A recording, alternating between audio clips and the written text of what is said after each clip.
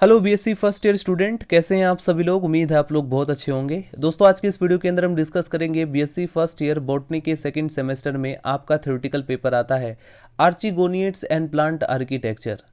दोस्तों, इस सेमेस्टर से ऑलरेडी मैं कई सारी वीडियोस अपलोड कर चुका हूं जो कि आपके एग्जाम पेपर के लिए मोस्ट इंपॉर्टेंट है।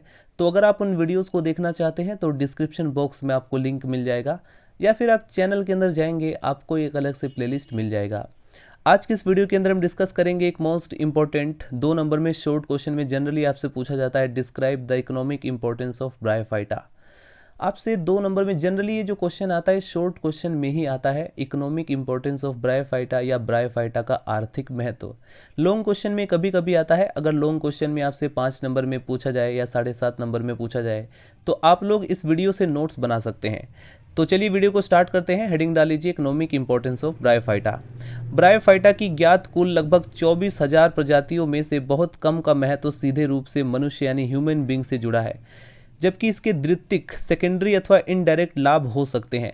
ब्रायोफाइटा के सबसे पहले हम देखते हैं डायरेक्ट लाभ यानी डायरेक्ट उपयोग क्या है। कुछ ब्रायोफाइटा पादप मरणोपरांत यानी डीकम्पोजिशन प्रक्रिया द्वारा कार्बनीकृत होकर के पिट में परिवर्तित हो जाते हैं, चेंज हो जाते हैं। पिट एक हरे भूरे रंग का एक स्पंजी मटेरियल, एक स्पंजी पदार्थ होता है और पिट के मुख्य अंश स्फेग्नम नामक मोस से बनते हैं, अतः इसे पिट मोस भी कहा जाता है। पिट का उपयोग ईंधन के रूप में किया जाता है। पिट से ethyl alcohol, ammonium sulphate, nitrate, tanning पदार्थ, अमोनिया, पिट तार तथा पैराफिन आदि प्राप्त किए जाते हैं। पिट का महत्व हॉर्टिकल्चर में भी होता है। मृदा में पिट के मिलाने से मृदा टेक्सचर यानी कि जो सोइल टेक्सचर है उसमें सुधार होता है, उसमें इंप्रूवमेंट देखने को मिलता है। पिट के मिलाने से जो मिट्टी है, जो सोइल है, उसमें जल रोकने की क्षमता यानी वाटर को होल्ड करने की जो कैपेसिटी है वो बढ़ जाती है। अगर आप चाहते हैं कि किसी सोइल का वाटर को होल्ड करने की यानी जल को पकड़ने की कोई कैपेसिटी यानी उसकी क्षमता बढ़ जाए तो आपको उसमें पिट मिला देना है। टुफले 1954 के अकॉर्डिंग पिट ह्यूमस का सर्वोत्तम, एक श्रेष्ठतम सोर्स होता है। ग्राफ्टिंग के लिए भी स्फेग्नम का उपयोग किया जाता है। जीवित पौधे के यानी जो लिविंग प्लांट है उनके शिपमेंट हेतु भी स्फेग्नम का काफी महत्व है। इसे स्टॉक फूड के रूप में भी उपयोग में लाया जाता है। सर्जिकल ड्रेसिंग में भी पिट का उपयोग होता है और इसकी एंटीसेप्टिक प्रवृत्ति के कारण स्टेरिलाइट स्फेग्नम को सुखा करके इन क्षेत्रों में उपयोग करते हैं। अगर हम इनकी मेडिसिनल वैल्यू की बात करें यानी औषधीय महत्व की बात करें तो मेडिसिनल एरिया में ब्रायोफाइटा का विशेष महत्व है। वाट 1981 के अकॉर्डिंग मार्केंशिया पॉलीमोर्फा, फेजेरेला कोनिका व कुछ जुगरमेनियल्स, एंथोसिरोस व रिक्सिया की प्रजातियों को विशेष औषधीय यानी कि उनका एक मेडिसिनल इंपॉर्टेंस देखने को मिलता है। रोइजी मिसा 1945 के अकॉर्डिंग मार्केंशिया पॉलीमोर्फा का उपयोग टीबी के उपचार यानी कि टीबी के ट्रीटमेंट में सहायक होता है। इन पौधों में एंटी ट्यूमर रसायन भी यानी केमिकल्स भी पाए जाते हैं। घावों के भरने हेतु विभिन्न मोस प्रजातियों का महत्व सर्वविदित है। रोग 1941 के अनुसार पॉलीट्राइकम कम्युनी को चाय में घोल करके पीने से गुर्दे की पथरी का उपचार संभव है। पिट तार में एंटीसेप्टिक के गुण भी पाए जाते हैं। कुछ ब्रायोफाइट में एंटीबायोटिक की प्रॉपर्टी भी पाई जाती है। हाइज 1947 के अकॉर्डिंग कॉन्सीफेलम कोनिकम का जलीय घोल एंटीबायोटिक होता है। इस स्फेग्नम में कुछ वैज्ञानिकों ने एंटीबायोटिक गुणों का अध्ययन किया है। वॉल्किंगटन ने 1966 ने मोस की लगभग 50 स्पीसीज को स्टडी किया, जिसमें एंट्राइकियम, नियम, पॉलीट्राइकम में अधिक एंटीबायोटिक प्रॉपर्टी पाए गए, जबकि 18 प्रजातियां कुछ विशेष प्रकार के बैक्टीरिया के प्रति सक्रिय अवरोधक पाई गईं। ब्रायोफाइटा के एक्सपेरिमेंटल बॉटनी के क्षेत्र में इसे नकारा नहीं जा सकता। अनेक लीवरवोर्ट्स एंड मोसिस प्रजातियों का उपयोग कार्य की या जेनेटिक्स के अंदर या मॉर्फोलॉजी की स्टडी में किया जा चुका है। यद्यपि ब्रायोफाइटा को सीधे भोजन के रूप में मनुष्य द्वारा उपयोग में नहीं लाया जाता, तथापि पिटमोस, स्फेग्नम का इस एरिया में सेकेंडरी उपयोग संभव है। अनेक मोसिस के कैप्सूल नॉर्वे में ग्राउस चिक्स को खिलाए जाते हैं।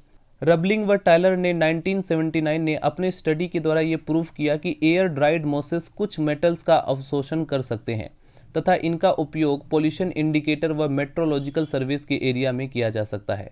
अब हम डिस्कस करते हैं ब्रायोफाइटा के सेकेंडरी उपयोग। स्टूडेंट हेडिंग डाल लीजिए, ब्रायोफाइटा के सेकेंडरी उपयोग, indirect role of bryophytes. Number first, soil conservation, मृदा संरक्षण के क्षेत्र में मोसेस की अनेक प्रजातियां मृदा के शिट एरोजन को रोकती हैं। नंबर सेकंड, सोइल फॉर्मेशन एवं वेजिटेशन कवर की स्ट्रक्चर यानी रचना, लाइकेन्स व मोस प्रजातियों का मृदा निर्माण में विशेष महत्व है।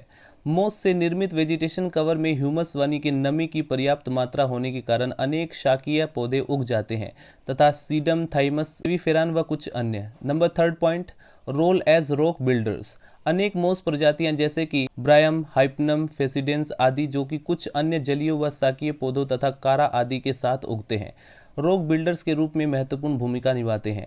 ये पौधे झीलों में उथले यानी जैलो जल में उगते हैं। इनमें कैल्शियम बाइकार्बोनेट का काफी अंश मिला होता है। इनमें बाइकार्बोनिक आयंस के डीकम्पोजेशन के फलस्वरूप अघुलनशील कैल्शियम कार्बोनेट का निरंतर जमाव होता रहता है।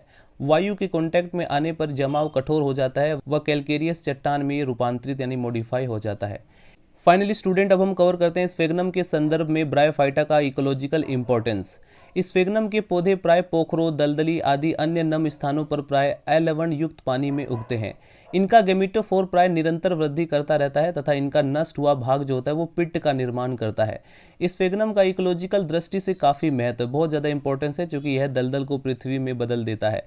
स्फेगनम पौधे वाली जो झीलें होती हैं वो प्राय शीघ्र ही पृथ्वी में बदल जाती हैं, क्योंकि स्फेगनम के प्लांट में वाटर को एब्जॉर्ब करना, शोषण करना और संग्रह करने की अभूतपूर्व शक्ति होती है। इसके अंदर बहुत ज्यादा टेंडेंसी होती है कि वाटर को ये होल्ड करे और उसको शोषण करे, उसका कलेक्शन करे, संग्रह करे। स्फेगनम की लगभग 100 स्पीसीज हैं जो कि आर्कटिक रीजन को छोड़ करके प्राय संसार में यानी वर्ल्ड में सभी प्रदेशों में व स्थानों पर पाई जाती हैं। यह उत्तर ध्रुव के प्रदेशों के दलदलों का एक मॉस है। यह पौधा प्राय एक्वेटिक व सेमी एक्वेटिक होता है। इसकी विभिन्न जातियां दलदलों, झीलों के किनारों व मोइस्ट अर्थ व खाद भूमि यानी मूरलैंड तथा डेंस ग्रुप के रूप में पाई जाती हैं। कभी कभी यह झील को पूरी तरह से ढक करके कांपता हुआ दलदल यानी क्वैकिंग बॉग बना देता है। इस प्लांट से कुछ एसिड का सेक्रेशन यानी पिट बनाता है जो कि बाद में दब करके कंप्रेस होकर के कोयला बन जाता है। इस कारण इसे पिट मॉस भी कहते हैं। इसकी कुछ जाति पहाड़ी प्रदेशों में खुले किनारों व ऐसी गीली चट्टानों पर जिन पर निरंतर पानी टपकता रहता है, ऐसी जगह पर ये बहुत ही प्रचुर मात्रा में पाए जाते हैं, काफ़ी ज़्यादा संख्या में पाए जाते हैं। तो आज के इस वीडियो के अंदर हमने कवर किया ब्रायोफाइटा के इकोनॉमिक इंपॉर्टेंस के बारे में। अगर 2 नंबर में शॉर्ट क्वेश्चन पूछा जाए तो आप लोग जो स्टार्टिंग में मैंने आपको बताया था ब्रायोफाइटा के इकोनॉमिक इंपॉर्टेंस के बारे में, इसकी मेडिसिनल वैल्यू के बारे में, मेडिसिनल वैल्यू के ब्रायोफाइटा के कुछ नाम है जिसे आप लोग याद रखेंगे तो वही चीज़ें आप लोग वहाँ पर एक्सप्लेन कर सकते हैं। नेक्स्ट वीडियो के अंदर हम कवर करेंगे टेरिडोफाइटा के जनरल इंट्रोडक्शन के बारे में। मिलते हैं स्टूडेंट नेक्स्ट वीडियो में। वीडियो पसंद आए तो लाइक करें, चैनल को सब्सक्राइब कर दें अगर आपको इसी तरह की और भी वीडियोस चाहिए तो। मिलते हैं नेक्स्ट वीडियो में। Bye bye, Tata.